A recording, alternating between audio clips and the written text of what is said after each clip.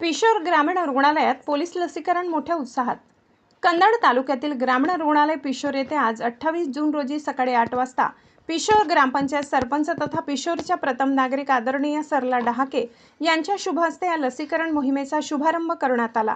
याच वेळेस पिशोर गावात अनेक सार्वजनिक ठिकाणी व अंगणवाड्यांमध्ये या मोहिमेची सुरुवात झाली. यावेळी ग्रामीण रुग्णालयाचे वैद्यकीय अधीक्षक डॉक्टर धीरज पाटील, डॉक्टर गिरिओ डॉक्टर पटेल व व्याख्याते प्राध्यापक मनोज मोकासे, ग्रामीण रुग्णालयातील कर्मचारी, लिपिक भानदा सुरडकर, सर्व नर्स, सिस्टर, ब्रदर, सुरक्षा रक्षक, मालकर, गावातील माता भगिनी, दैनिक सामना वर्तमानपत्राचे प्रतिनिधी सुरेश जाधव, अनेक सुज्ञ नागरिक उपस्थित होते.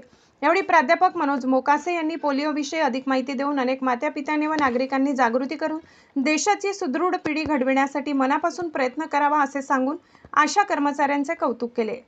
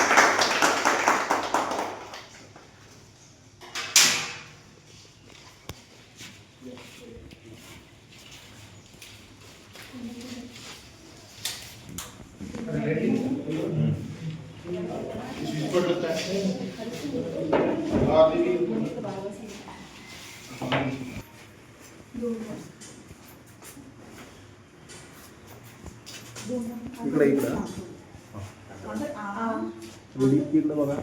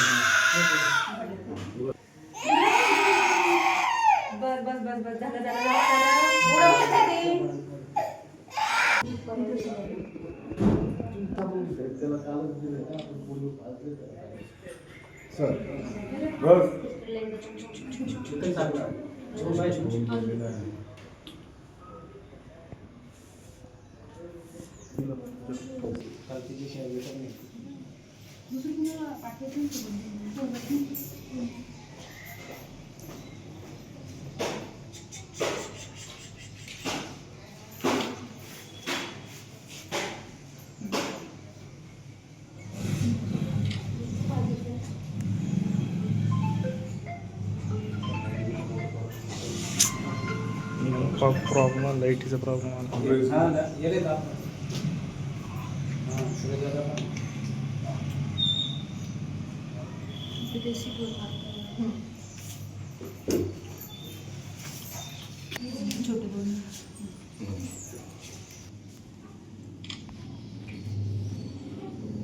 या एक फोटो घ्या फक्त. ऍक्शन करा.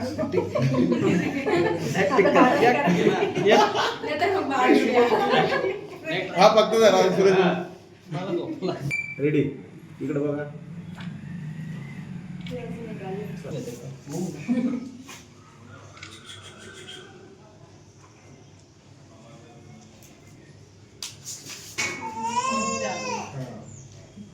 प्रेस कर.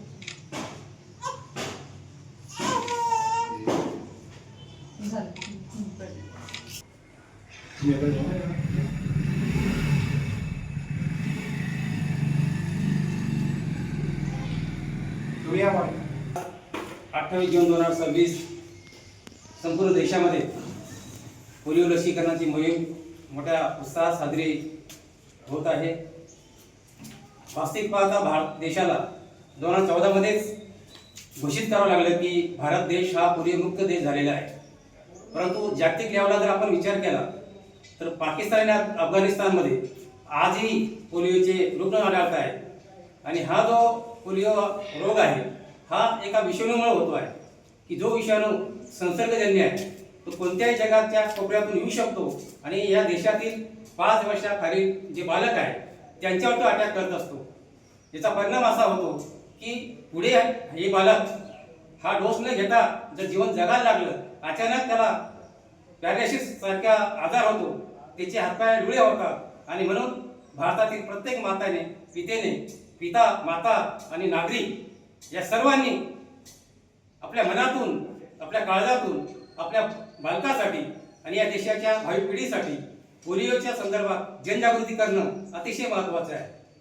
मी या पोलिओच्या मोहिमेचा जो शुभारंभ झाला तर आपल्या पिशोर ग्रामपंचायतचे प्रथम नागरिक, या गावाचे प्रथम नागरिक आदरणीय सदाते डहाके, ग्रामीण रुग्णालयाचे डॉक्टर गिरीसाहेब, पटेल साहेब, सर्व कर्मचारी, आमच्या नर्स सिस्टर्स, ब्रदर्स आणि सर्वात महत्त्वाची भूमिका करणारे जे आशा वर्कर्स आहेत गावगावामध्ये, त्यांनी जी जागृती केली त्यामुळेच आज ज्या माता आपल्या बालकाला घेऊन आल्या त्यांना मी सर्वप्रथम त्यांचं अभिनंदन करतो, त्यांना धन्यवाद देतो.